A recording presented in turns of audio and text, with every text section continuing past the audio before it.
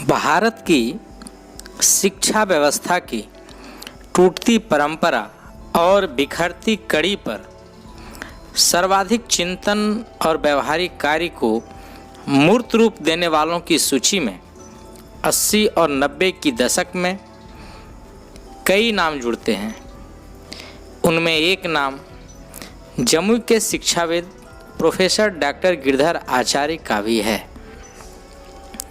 Doctor Girdhar आचार्य का पैतृक निवास जमुई जिला अंतर्गत खैरा प्रखंड के रायपुरा आचार्य टोला स्थित है।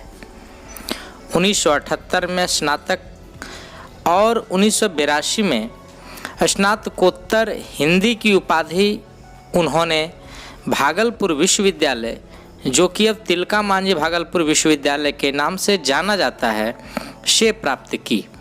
तत्पश्चात 1991 में यहीं से उन्होंने पीएचडी की उपाधि प्रोफेसर डॉक्टर श्यामानंद प्रसाद के शोध निर्देशन में प्राप्त की। प्रोफेसर डॉक्टर श्यामानंद प्रसाद जमुई के इतिहास और साहित्य के कालखंड हैं।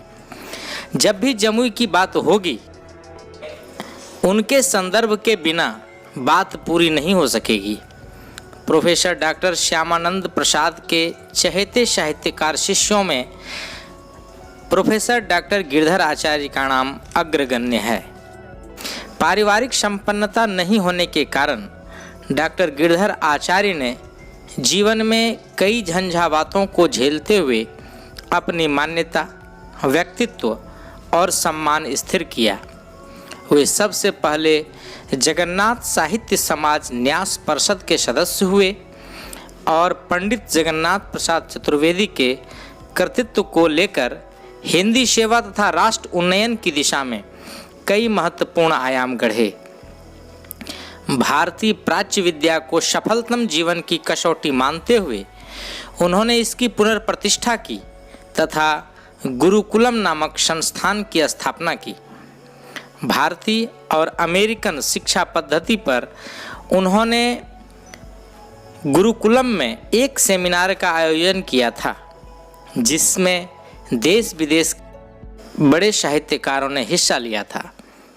इस सेमिनार में भारतीय मूल के अमेरिकी नागरिक प्रोफेसर डॉक्टर श्रीकांत वाजपेयी ने अपने विचार इस प्रकार रखे।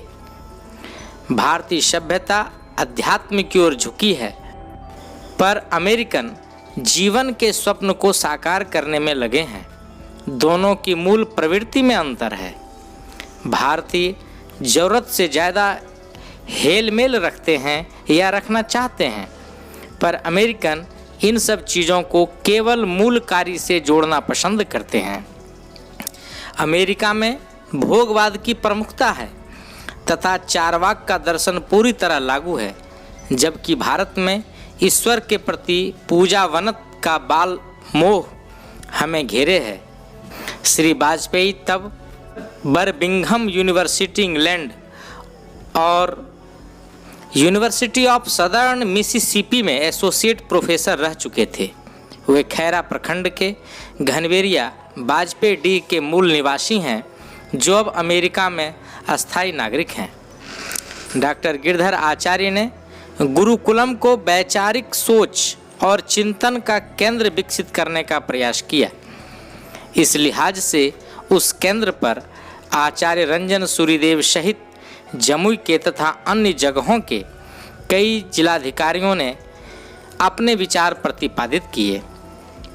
डॉक्टर गिरधर आचार्य ने अपने एक समारोह में जिलाधिकारी जमुई श्री शिवेंदु से जमुई की शैक्षणिक अवस्थिति का आग्रह किया था। शिवेंदु ने उनकी यह इच्छा 1994 में जमुई के मैट्रिक के परीक्षा फल के रूप में दिया। डॉक्टर गिरधर आचार्य धार्मिक, सांस्कृतिक और सामाजिक गरिमा के संवाहक पत्रिका अरुणाभ तथा गुजरात हिंदी प्रचारिणी सभा द्वारा प्रकाशित पत्रिका भव्य भारती के संपादक रहे हैं। उन्होंने वीणा वादनी से इन स्वरों में मुक्ति भक्ति पंथ के निर्माण की मांग की है। 25 जनवरी 1996 में उनकी लिखी कविता इसकी अभिव्यक्ति है। नदियों के कलकल में माँ तेरा स्वर खिलता है, झरनों के झरझर में माँ तेरा जीवन झरता है। देश हमारा डूब गया है अंधकार के जल में, इसे उबारो इसे दिखाओ राह नवल, वह जिससे पाता मुक्ति भक्ति वह पंथ करो निर्माण। हे वीणा वादिनी अपने रंग में सबको रंग दो। उनकी एक कविता में उनके भीतर के द्वंद्व को स्पष्ट देख सकते हैं। लेकिन अब मेरे शरीर में देश के लिए सहस्त्रों अश्वों का तेज नहीं दौड़ता और ना तो किसी के प्रति आस्था है, कारण समय की कसौटी पर सभी खोटे सिक्के साबित हो चुके हैं। मेरा तीसरा युद्ध तो अति विचित्र है, इसमें विदेश की कोई सीमा रेखा नहीं है और ना तो किसी चौकी पर कब्जा जमाना है।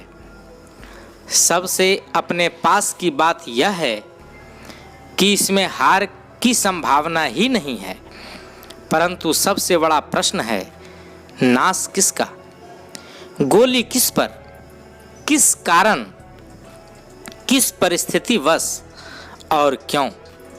इन सब प्रश्नों का मेरी सेवावृत्ति से कोई संबंध नहीं। कोई सरकारी लोगों में गणना नहीं हो रही है। देश के भीतर कहीं विदेशी मुद्दों से अधिक गोलियां तो नहीं चल रही। मैं सच कहता हूं, मेरे पिछले 2 युद्धों में सैकड़ों मेरी गोली से गिरे और तीसरे युद्ध में केवल 1, परंतु इस एक ने सारे जंजीर तोड़ दिए, सारी मान्यताएं मिटा दी, क्योंकि हत्या के ठीक दूसरे दिन उस अंधे की और उसके आंसू में सारा नगर मैंने बहते देखा। मैं उन कायरों की तरह मशीन गन लेकर नहीं भाग सकता। तुम्हारी और तुम्हारे देश की यह संपत्ति हमारे लिए अब कोई काम की चीज़ नहीं है। मेरे लिए तो बस उस और का घाव ही अपना है। उन्होंने निराला के काव्य में भक्ति विषय पर सिर्फ पीएचडी ही नहीं किया, बल्कि वे निराला के जीवन और साहित्य से इतने प्रभावित थे कि निराला के संदर्भ में ही अपनी दैनंदिन कार्यकलाप सोचते थे। उदार और सरल हृदय, सीधे निराला की तरह का। स्पष्टवादी तो इतने कि स्थानीय दिग्गज नेताओं को उनके सामने उसी अक्खड़ता से बैंड बजा देते जितनी आसानी से लोग अपने मित्रों से बात करते हैं। इस जीवन शैली का उन्हें कोपभाजन भी झेलना पड़ा, परंतु उन पर इसका कोई असर नहीं पड़ा। जमुई की मिट्टी का कर्ज उनका बौद्धिक तकिया कलाम था। उनका मानना था कि जिस मिट्टी, हवा, पानी के निगरानी में हम बड़े हुए, योग्य हुए, उसका कर्ज हमें चुकाते रहने का प्रयास करना चाहिए। अर्जुन दास को साहित्यकार के रूप में देखने और सूर तथा विद्यापति से उनकी तुलना करके उनके चरित्र को समझने की शक्ति ने ही मुझे अर्जुन दास पर पीएचडी करने की ओर प्रेरित किया। दैनिक अखबारों, पत्र पत्रिकाओं में छपे उनके लेखों में उद्बोधन के स्वर हुआ करते थे, जो निस्संदेह हमें सजग और जागरूक बनाते थे। लक्ष्मी देवी सर्राफ आदर्श संस्कृत महाविद्यालय कालीराखा देवघर से सेवानिवृत्ति के पश्चात अपने 4 मित्रों, जिसमें एक मैं भी था, आदरणीय डॉक्टर गिरिधर आचार्य, प्रोफेसर ब्रजनंदन मोदी, महेश कुमार सिंह, डॉक्टर रवीश कुमार सिंह के साथ मिलकर वे गुरुकुल योजना को बृहत्तर करते हुए उसे और आगे तक ले जाना चाहते थे तथा जमुई को एक बौद्धिक विमर्श का केंद्र के रूप में स्थापित करने का सपना देखते थे। इसी उद्देश्य से न्यास गठन और उसे ज़्यादा व्यवहारिक बनाने की योजना प्रस्तावित ही रह गई। संजोग कहा जाए, उनके बहुत जिद करने पर भी मैं उनके साथ गुरु दीक्षा के लिए रांची नहीं जा सका और कदाचित यही कारण था कि मैं केदारनाथ की तीर्थ यात्रा में उनका साथी नहीं हो सका। दुर्भाग्य ने एक बड़ी घटना को अर्थ दिया। अपने तीनों मित्रों सहित वे केदारनाथ के प्रलयंकारी बाढ़ के भेंट चढ़ गए। जमुई के 3 दिव्य आलोक का अब तक अता पता नहीं, बस सिसकियाँ रह गईं और कुछ नहीं, बस सिसकियाँ रह गईं और कुछ नहीं।